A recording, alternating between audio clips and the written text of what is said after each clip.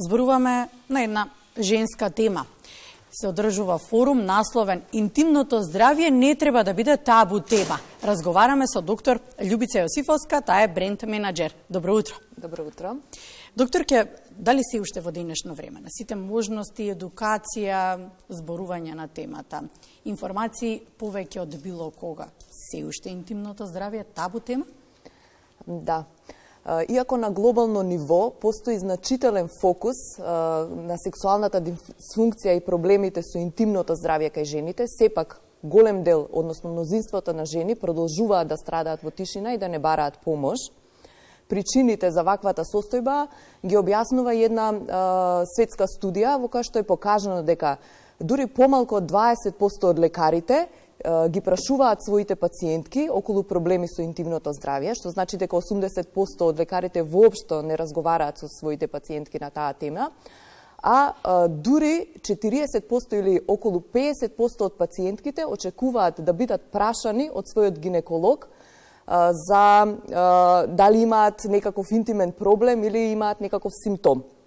Македонија е општество каде што овие теми знаеме дека не се широко застапени, што значи дека треба многу повеќе да се зборува на темата, од една страна да се подигне свеста кај жените, но од друга страна да се делува и на стручната јавност, односно на сите професионалци, тоа се психолозите, гинеколозите и останатите лекари, за да ги охрабриме, за да ги насочуваат пациентките, своите пациентки и да им даваат поддршка.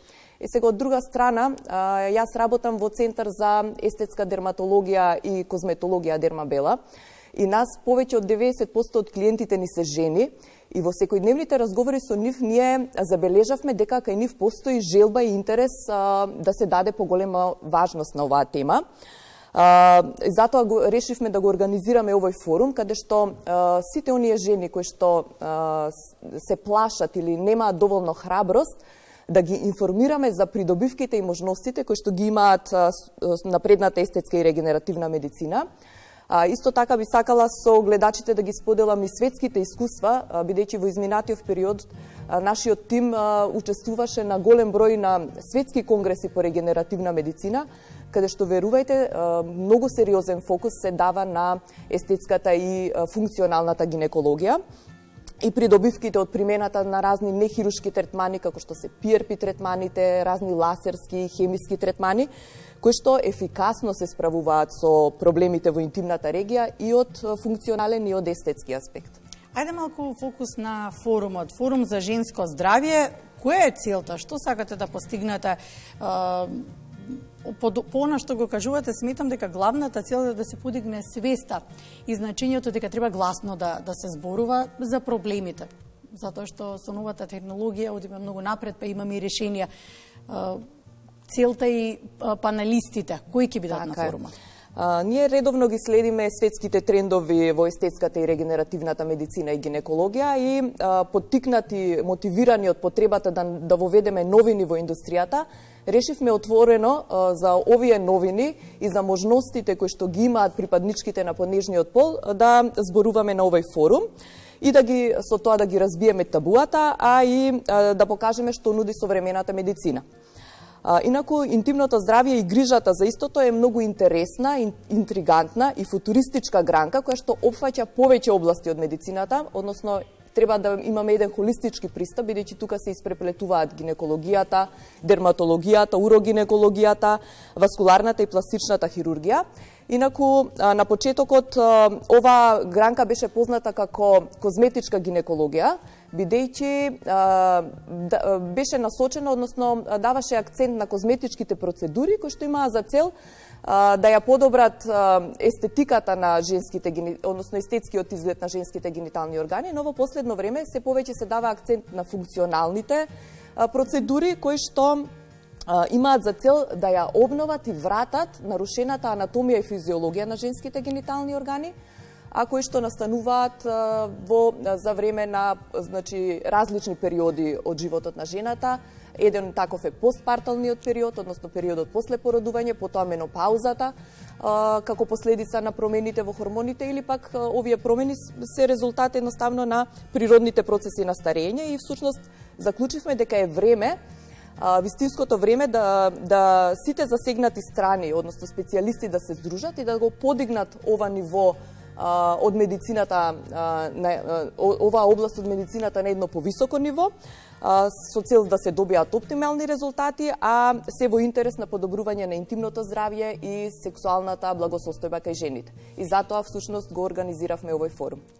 Медицината оди многу напред. Тоа зборувавме и кога се подготвувавме за разговорот. Сега веќе не зборуваме за некои третмани каде некаде се извршуваат, тука се извршуваат тука кај нас во Македонија, се со цел да се помогне за полесно функционирање и за зачувување на здравието. Регенеративната медицина е една новина и во гинекологијата. За каков третман станува збор и како всушност се изведува третманот? Регенеративната медицина всушност се работи за естетска, функционална и регенеративна медицина. Значи аспектот тука го ставаме на регенеративната гинекологија, која што е најмлада гранка од гинекологијата, која иако е многу млада, сепак во светот има рапиден пораст за интересот за оваа нова медицинска гранка, заради придобивките кои што се веќе познати и се документирани.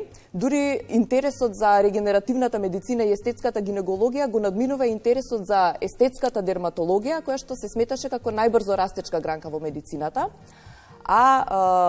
Како основа и почеток, односно од каде почна развитокот и интересот за регенеративната медицина, тоа е PRP третманот, кој што го спомнав, за кој што многу...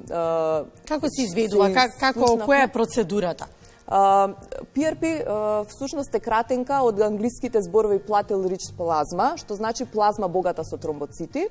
Тоа е една процедура која што се изведува со земање на крв од пациентот, од која што се користат тромбоцитите, значи кои што ги имаме во самата крв. Значи се зема крвта и со специјална постапка се издвојува плазмата богата со тромбоцити, која што потоа се инјектира во различни делови од човечкото тело. Нешто што било многу добро познато кај спортистите, сега се користи и во други гранки. Така е. Значи, првично интересот и популаризацијата на регенеративната медицина настана со употребата на PRP третманите кај спортистите. Меѓутоа, тогаш тоа беше многу скапа метода, која што беше резервирана само за одредена група на пациенти, меѓутоа во денешно време со низината популаризација стана многу достапна. И како што кажав, примената на PRP, односно тромбоцитите и факторите на раст кои што всушност сите ние ги имаме во нашата крв, се инјектираат на различни за третман на различни регии во човечкото тело. Па сега е многу актуелна примената во естетската медицина, значи за регенерација на кожата, на косата, потоа како што кажавме во зглобовите, кај спортистите разни повреди, во естетската гинекологија во последно време се повеќе расте интересот и исто така во стоматологијата, имплантологијата и така натаму. Така да наоѓа примена секаде, заради тоа што овие фактори на раст кога ќе се бризгаат на местото каде што има потреба, тие ги стимулираат природните процеси на регенерација и на заздравување. Докторка, може да заокружиме, треба гласно да се зборува за проблемите, оти во денешно време со толку многу можности има и решенија. Благодарам за гостувањето. Се разбира, ви посакувам успешен форум, па може да зборуваме потоа и за заклучоците од истиот. Благодарам. Секако, и јас би сакала да ви се заблагодарам и на вас и на вашите гледачи и јавно вас да ве поканам како новинари да земете учество на форумот кој што го одржуваме наредната недела, за одблиску да слушнете кои се придобивките од примената на современите, односно напредната медицина и регенеративната медицина, а со тоа да ги поттикнеме и останатите засегнати страни поотворено и почесто да разговараат на темава.